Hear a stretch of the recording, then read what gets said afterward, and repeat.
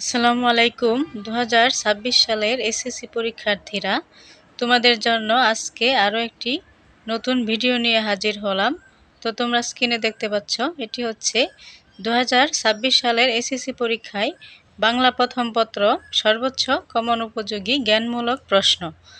তো আজকে আমি তোমাদেরকে কিছু জ্ঞানমূলক প্রশ্ন বলে দিব, যেগুলা যদি তোমরা পরীক্ষায় পড়ে যাও তো সর্বোচ্চ কমন পাওয়ার নিশ্চয়তা রয়েছে। তো তোমরা ভিডিওটি সম্পূর্ণ দেখবে সে অনুরোধ রইল। তো আমি শুরু করছি আজকের ভিডিওটি। তো দেখো, এখানে প্রথমে আমি তোমাদেরকে গল্প এবং গদ্যাংশ থেকে তোমাদেরকে কিছু জ্ঞানমূলক প্রশ্ন দিব। তো সেইগুলা থেকে তোমরা সর্বোচ্চ কমন পাবে ইনশাল্লাহ। তো দেখো, শোভা গল্প থেকে আমি তোমাদেরকে 20টি প্রশ্ন দিব। এই 20টি যদি তোমরা পড়ে যাও, এখান থেকে এমসিকিউ কমন পাবে এবং জ্ঞানমূলক প্রশ্নও কমন পাবে। তো দেখো, 1 নম্বরে কি বলা হচ্ছে, শোভা কার কাছে মুক্তির আনন্দ পায়। তারপরে হচ্ছে, শোভা গল্পে একমাত্র কে শোভার মর্যাদা বুঝতো। তো তোমরা এই প্রশ্নগুলো খাতার মধ্যে লিখে রাখবা, অথবা গাইডের মধ্যে তোমরা দাগিয়ে রাখতে পারো, সেখান থেকে পরীক্ষার আগে পড়ে যেতে পারো। তো তারপরে দেখো কি বলা হচ্ছে, অনিমেষ শব্দের অর্থ কী। কিশলয় শব্দের অর্থ কী। শোভা দুই বাহুতে কাকে ধরে রাখতে চায়। তারপরে হচ্ছে, প্রতাপের প্রধান শখ কী। শোভার বাবার নাম কী। হচ্ছে, বাণীকণ্ঠের আর্থিক অবস্থা কেমন। গোসাইদের ছোট ছেলেটির নাম কী। ঝিল্লি রব অর্থ কী। তারপরে দেখো, এখানে মূলত 10টি প্রশ্ন। তারা পরের পৃষ্ঠায় আরও 10টি প্রশ্ন রয়েছে। তো তোমরা যদি সেগুলো পড়তে পারো, পরীক্ষায় সর্বোচ্চ কমন পাবে। তো তারপরে দেখো কি বলছে, যে শোভা কোথায় বসে থাকতো। শোভার পুরো নাম কি। কে শোভাকে গর্বের কলঙ্ক মনে করত। রবীন্দ্রনাথ ঠাকুর বাংলা কত তারিখে জন্মগ্রহণ করেন। রবীন্দ্রনাথ ঠাকুরের প্রথম কাব্যগ্রন্থের নাম কি। কোন কাব্যগ্রন্থের জন্য রবীন্দ্রনাথ ঠাকুর নোবেল পুরস্কার পান। শোভার গ্রামের নাম কি। বাণীকণ্ঠের আর্থিক অবস্থা কেমন। রবীন্দ্রনাথ ঠাকুরের পিতামহের নাম কি। তারপরে 20 নম্বর হচ্ছে, রবীন্দ্রনাথ ঠাকুর কোথায় মৃত্যুবরণ করেন।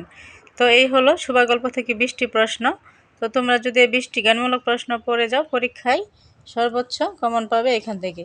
তো তারপরে দেখো, প্রত্যুপকার গল্প থেকে আমরা আরও 20টি প্রশ্ন দিব তোমাদের। দেখো কি বলা হচ্ছে, 1 নম্বর হচ্ছে, বিদ্যাসাগরের প্রকৃত নাম কি। তারপরে, ঈশ্বরচন্দ্র বিদ্যাসাগরকে কোন নামে ডাকা হয়। 3 নম্বর হচ্ছে, বিদ্যাসাগরের শিশু পাঠ্য বইয়ের নাম কি। 4, আলী ইবনে আব্বাস কোন খলিফার প্রিয় পাত্র ছিলেন। 5, আলী ইবনে আব্বাস কতদিন নিরাপদে ছিলেন। 6, প্রস্থানকালে আশ্রয়দাতা আলী ইবনে আব্বাসকে কি উপহার দেন। 7, প্রত্যুপকার গল্পটি কোন গ্রন্থ থেকে নেওয়া হয়েছে। হচ্ছে, আখ্যান মঞ্জুরি কবে রচিত হয়।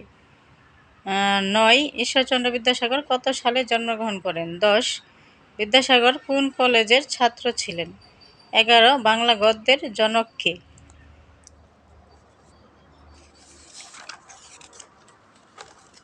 তারপরে দেখো, 12, বাংলা জ্যোতিচিহ্ন কে আবিষ্কার করেন।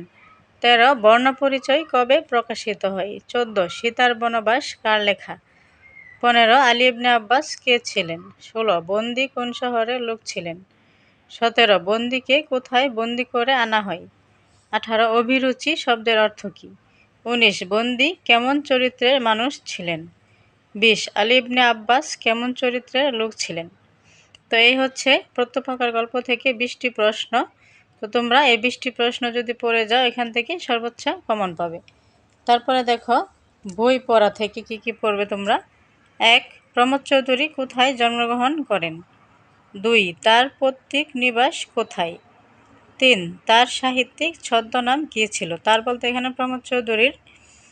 4, তার সম্পাদিত পত্রিকার নাম কি। তারপরে দেখো, 5, চলিত ভাষারীতি প্রবর্তন করেন কে। 6, লেখকের মতে আমরা জাতি হিসেবে কি নই। 7, শিক্ষার সর্বপ্রধান অঙ্গ কি। 8, ডেমোক্রেসি কিসের সার্থকতা বোঝে। 9, কিসের সমন্বয়ে সাহিত্যের জন্ম। 10, মনগঙ্গার তোলা জল কোনটি। 11 কোনটির সার্থকতা হাসপাতালের চেয়েও কম নয়? 12 লেখক কোনটিকে স্কুল কলেজের উপরে স্থান দেন? 13 কোন জাতি নির্জীব?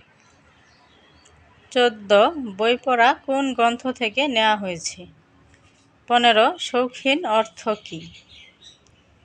16 প্রচ্ছন্ন শব্দের অর্থ কী? 17 দাতাকর্ণ কী? 18 কেতাবি অর্থ কী? 19 এই প্রবন্ধটি কী শিক্ষা দেয়? এই প্রবন্ধটি বলতে বই পড়া প্রবন্ধটি। তো বই পড়া প্রবন্ধটি কী শিক্ষা দেয়? 20 ডেমোক্রেসি অর্থ কী? এই হলো 20টি প্রশ্ন। তো বই পড়া থেকে এই 20টি প্রশ্ন যদি তোমরা পড়তে পারো এখান থেকেই জ্ঞানমূলক প্রশ্ন কমন পাবে। তো তারপরে দেখো কি বলছে এখানে, শিক্ষা ও মনুষ্যত্ব। শিক্ষা ও মনুষ্যত্ব থেকে কি কি পড়বে তোমরা দেখো। 1 মোতাহার হোসেন চৌধুরী কত সালে কোথায় জন্মগ্রহণ করেন? 2 তার পৈতৃক নিবাস কোথায়? 3 তিনি কোন সাবজেক্টে MA পাশ করেন? 4 তিনি কোন পত্রিকার সাথে যুক্ত ছিলেন? 5 তার অনুবাদ গ্রন্থ কি কি? 6 তিনি কত সালে মৃত্যুবরণ করেন? 7 মানুষের জীবনকে কিসের সাথে তুলনা করা যেতে পারে? 8 জীবসত্তা সেই ঘরের কোথায় অবস্থিত? 9 মানবসত্তার ঘরে ওঠার মই কি? 10 শিক্ষার শ্রেষ্ঠ দিক কোনটি? 11 শিক্ষার আসল কাজ কি? 12 অর্থচিন্তার নিগড়ে কারা বন্দী?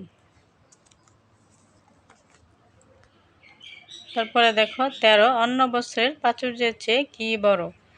14 মুক্তির জন্য দুইটি উপায় অবলম্বন এখানে হচ্ছে মুক্তির জন্য কয়টি উপায় অবলম্বন করতে হবে? 15 কিসের দ্বারা মানব জীবনের উন্নয়ন সম্ভব? 16 শিক্ষার আসল কাজ কি? 17 লেফাফা দুরস্তি অর্থ কী? 18 উন্মোচন অর্থ কী?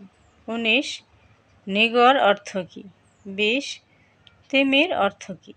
তো এই হচ্ছে 4টি গদ্যাংশ থেকে 4টি গল্প এবং প্রবন্ধ মিলিয়ে 4টি থেকে আমি তোমাদেরকে এক একটা থেকে 20টি করে প্রশ্ন দিয়েছি। তো এইগুলো যে তোমরা পড়তে পারো এখান থেকে জ্ঞানমূলক প্রশ্ন ও অনুধাবনমূলক প্রশ্ন দুটি তোমরা জ্ঞানমূলক প্রশ্ন এবং MCQ এই দুটি তোমরা এখান থেকে সর্বোচ্চ কমন পাবে। তো তোমাদের পরীক্ষা যেহেতু সন্নিকটে, তোমাদের জন্য দোয়া এবং ভালোবাসা রইল। তোমরা পরীক্ষায় সর্বোচ্চ ভালো করবে এই আশাবাদ ব্যক্ত করে আজকে আমার ভিডিও এখানেই শেষ করছি। তোমাদের সকলকে ধন্যবাদ। আসসালামু আলাইকুম।